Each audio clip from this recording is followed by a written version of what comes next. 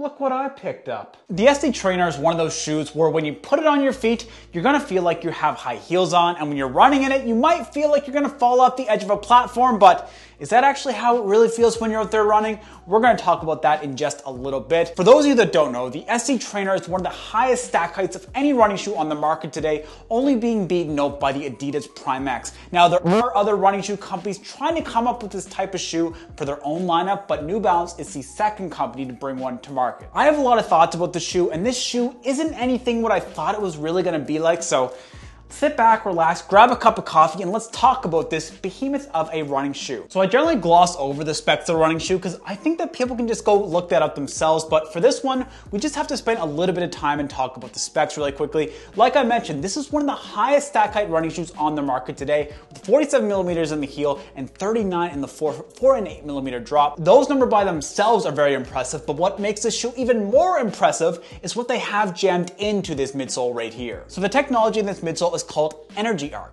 And essentially what this is it's not just like a normal carbon fiber plate, it's a bowed carbon fiber plate. So it kind of like goes up in the heel, then down again. It's an interesting design. So they're saying that type of plate design improves efficiency, but it's all just marketing to us, right? Like all that really matters is how does this feel when we're out there running? And honestly, I have some thoughts about that as well that we'll get to shortly. In addition to that bowed plate, they have this big old cutout, which like you saw, I got a bunch of stuff stuck in it. I've done like 5 runs of this thing, and each run I end up with something stuck in the midsole. I don't think it really matters. I don't feel like it's really making any real difference, but that's something to consider. The upper on this thing is a knit upper. It's really comfortable, but we'll talk about that again in more detail in just 1 second. But I don't want to keep you guys waiting. How about we talk about how this midsole feels? Because just be honest, I know that's why you're all here. In all the other shoes that I've tried that have fuel cell foam, I actually can't run in them at all because that foam has just been way too soft, and my ankles collapsed and almost broke off thanks to the fuel cell midsole foam. But did that happen in this shoe? Well, no actually, which I'm super shocked about, to be honest. This shoe feels pretty darn stable. I was adamant that I wasn't gonna get this shoe because of my past experiences with fuel cell where my ankles were pretty much being broken in half when I was running in them. But Emily from Run Like Heller, who has very similar opinions and very similar ankle strength, I feel, to me, ran in this shoe and absolutely loved it, so much so that she's gonna do her next marathon in it, or it's at least gonna be a contender for her marathon racing shoe. And I know there's gonna be people, and you running purists, you people, you better stay out of the comments, that are gonna say, oh, but this is an illegal running shoe, it doesn't make sense, it's not fair. You know what?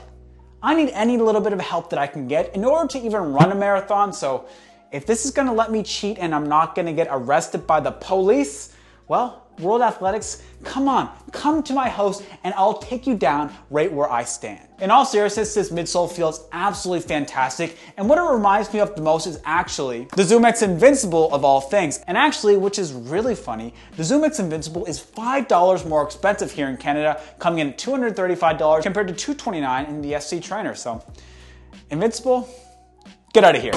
Because the SD Trainer is actually more stable, in my opinion, than the Nike ZoomX Invincible, likely due to that carbon plate just adding a bit more stability. Also, the width of the platform here gives a little bit of inherent stability also. But I will say, if you really need stability shoes, this is not going to be the shoe for you. Your ankles will break in half because there is a slight amount of instability, but in my personal opinion, no more than normal neutral shoes. So if you're able to go out there and run in neutral shoes without any real aggravation, this shoe, I think the midsole will do just fine for you.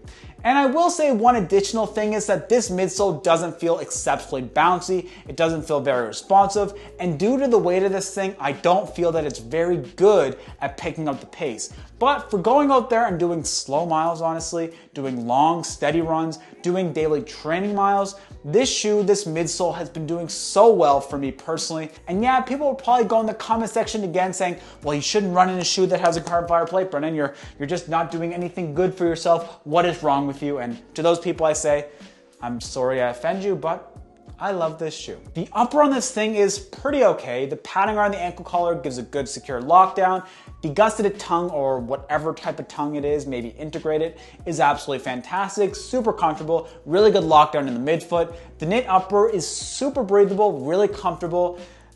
I mean, there's not much they could improve on it for me. Maybe a little bit of additional comfort around the heel cup, but at that point, this shoe would probably be like 5 pounds per shoe. So is that what you really want? A bunch of ankle weights when you're trying to run? Now the outsole and decouple groove is a bit too kind, I guess is the best way to put it. And it likes to pick up hitchhikers, which honestly, they don't bother me at this point. They've all been very pleasant, very polite, but I think I might eventually find a hitchhiker that is just gonna make a big pain in the butt, and I'm gonna wanna just throw it out there and I'll have to stop my run and take it off. So that is one thing that this shoe really does pick up.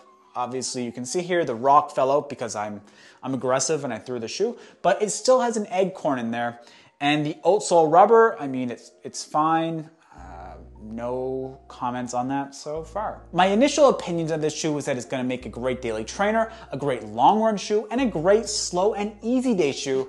I was gonna buy the Fresh Roam More version 4, but I don't think I need to with this thing because it can do such a good job at easy runs. Like I said, it's better than the Zoom X Invincible at a cheaper price. Yeah, people might not wanna run in a carbon plated shoe all the time, but for me, I don't really care, so I'm gonna run in this shoe as much as I want. So if you have any problems with that, let me know in the comment section down below, and we'll have a normal conversation. We'll have we'll have a good debate down in the comment section down below.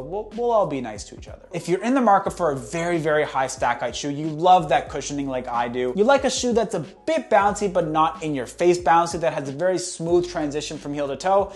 I don't think you can get much better right now. It's a little bit pricey. It's no Saucony Endorphin Speed, so I'm not gonna ever use this for speed day or tempo days, but for long runs, daily trainer, and for slower miles, absolutely, this thing is 100% worth it. And if you wanna talk a bit more about that, how about you join the Discord community, link in the description down below. And here's a video to my last Saucony Endorphin Speed 3 video. If you wanna see the differences between that and this shoe, I'll do a full video on that, but just for now, go check out that video right up here. I really appreciate all of you. If you wanna see more videos just like this one, hit the subscribe button right down below, hit the like button for the pesky YouTube algorithm, and I will see you on the next one.